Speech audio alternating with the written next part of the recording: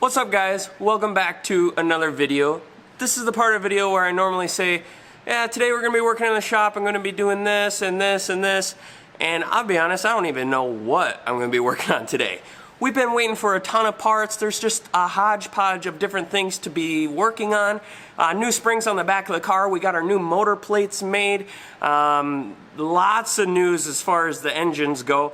I don't think I've even told you guys this yet, but stay tuned to the end of the video to find out what we're doing on the engine situations this year. Like I said, I don't really know what I'm going to be working on today, so I'm just going to put a GoPro on my head and we're going to work in the shop. Stay tuned.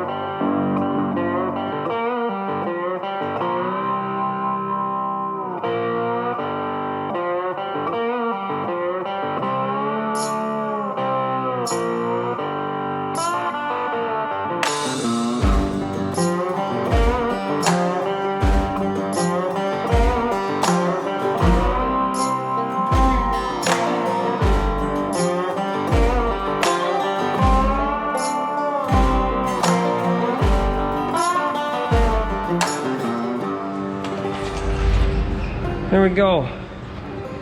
New springs are in. Now I need the big motor in before we can set them. New motor plates are ready. Man, those were a lot of work, right, Dad? But they ended up looking good. Going to have to swap that baby out.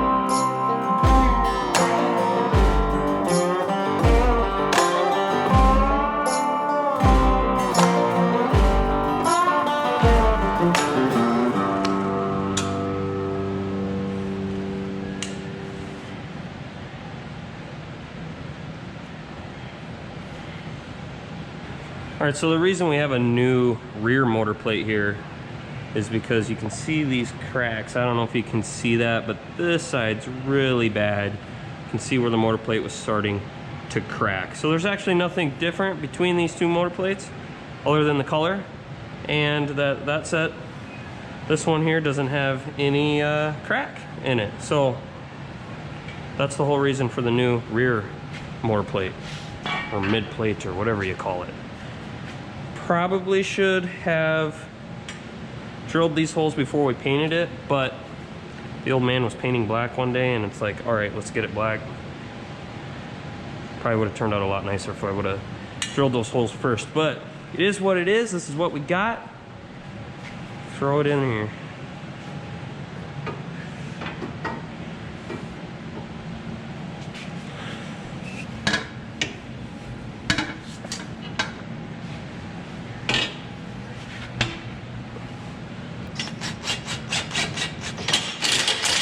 That will work. Rear motor plate is in. Oh my goodness, Bear, what are you doing up there? Come on. Wow.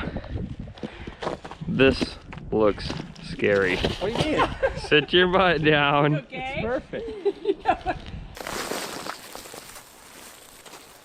Holy smokes, Vera. Can't believe she doesn't just love it. That is a new record. Good job, Vera! Thumbs up! Yeah! I can't believe this ice drift is this amazing for sledding. That sled is so slick too, it works perfect. It doesn't even leave a mark on the snow. That is awesome.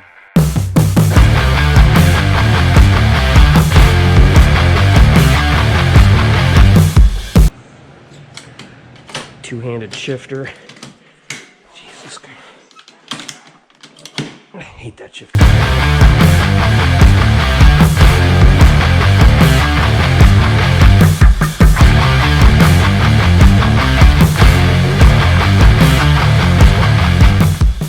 All right, you guys, let's have a quick update of what's going on here. This is the Iron 565. This is the engine that will be going into my car this year. The old man's been doing a little work on it today. We changed out the pan gasket. It was leaking. We put a new pan gasket in there. We also got our new front motor plate put onto the motor here. The old man's starting to mount some of the accessories and whatnot onto the front of the motor. Hopefully everything's going to fit. Of course, we're going to have to change the radiator cooling system a lot in order to make this big block fit into a car that really seems to have been designed more with the small block in mind. What I have done today is I finished up the coilover springs on the back here. We put new springs on. These are 125 pound springs. The car had 110 pounders on it before, so we changed them out to 125 pound springs for the big block combination, which will be going in here. I also changed out the rear motor plate. As you can see here, we have a fresh motor plate in the rear here. My next goal here is to start with removing this radiator, probably this whole deflector plate, all of these puke tanks. Just get all of this tore out of here. We'll start over fresh with this again this year. But like I said, we're gonna have to get this all out of here, see where we're at once we get the big block dropped into this car, and we'll see where we're at as far as how much space we have.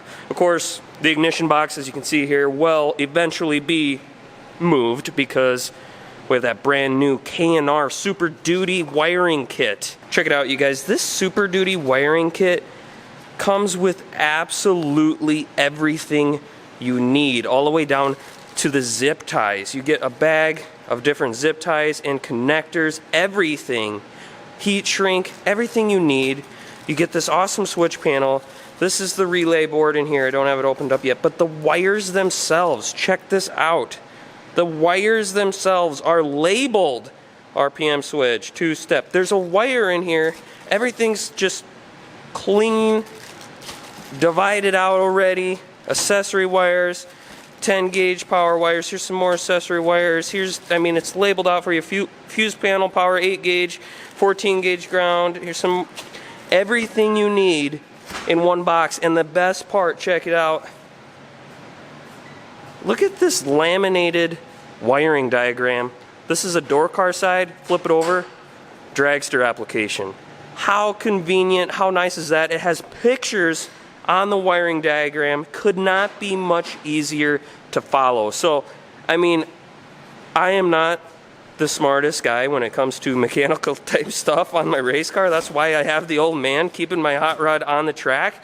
But even I feel like I could follow this. This is how well put together this wiring package is here from K&R. If you guys are at all interested in any of the K&R Performance Engineering products, make sure you go and check them out on their website, www.krperformance.com. Be sure you use the discount code GallStar25, get $25 off of your first purchase over at K&R Performance Engineering. You can get yourself a Super Duty wiring kit, the Pro Cube, a dial-in board, all kinds of trick items for your race car over at K&R Performance. Go and check them out. I'm super excited to get started on this project, so definitely make sure you hit subscribe so you don't miss it. We're going to be doing all kinds of garage vlogs this winter. As you can see, the projects are just, we got a lot to do.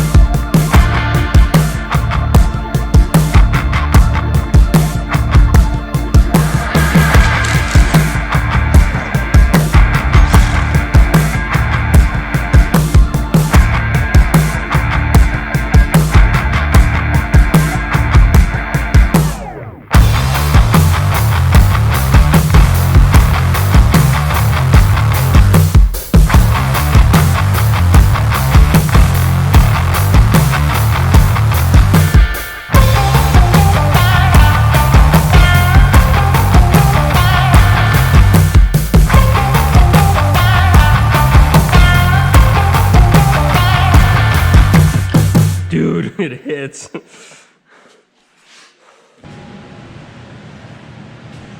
Okay, so it's in there. This is a problem, potentially. You're thinking we may be able to mount the fuel pump and the vacuum pump. That thing and set it on there. We may be able to mount the fuel pump and the vacuum pump in such a way that we can shorten that deal up and not even change this.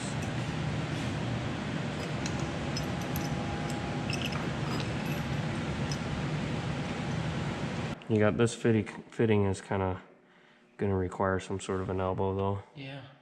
But So at least we know this panel is okay. Well, should go back about another eighth. Can you move this pulley at all or no? I don't know. I don't think so. With that or, I mean, I don't, you No. can't really space that No. at all, can you?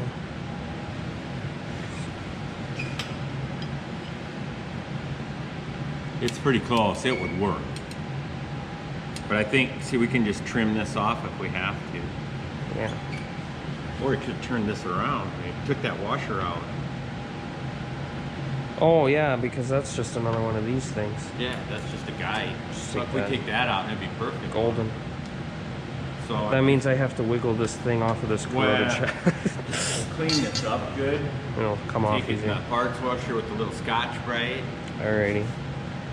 And then the next big problem is going to be where are all your blow-off tanks and stuff going to be in your bottle and all that kind of. We're going to need to shorten this or do something different for that. Get that to pull ahead. But well, that should probably be replaced by now anyway. Sure. It's going to work, kid. Check out, you guys, a first look at the big block in the dragster. So yes, it does fit. And we learned a lot of good things today. I mean, made a lot of progress on the front side of the engine here. Most notably would be all of the belt drive components. So the clearance here between this mandrel and the cooling fan has always been the biggest concern here with putting the big block into what seems to be mostly a small block designed car. I don't know just how this is supposed to work, I'm not sure. But what we found out is that if we move these around and just kind of fitting everything up on the front of the engine here with the vacuum pump and the fuel pump, it looks like we're going to be able to shorten this. And once we shorten this, we're going to have more clearance here, which is good. So the good news from today, I think we might be able to get away without moving the cooling fan. We talked in some previous videos, like we might actually put this cooling fan on the other side of the radiator and just to get extra clearance there, but it looks like we might be able to get away from that now. So we're hoping that this is going to work out. We're still going to have plenty of congestion up here. We still have those two tanks as well as the CO2 bottle for shifting the car. We need to get that mounted somewhere as well. Of course, this ignition box mess down here is going to be relocated when we do the new wiring kit. So we will free up some space there. We might be able to put the CO2 tank right there. But stay tuned for more adventures with this big block. Made quite a bit of progress today. How do you think it went, Dad?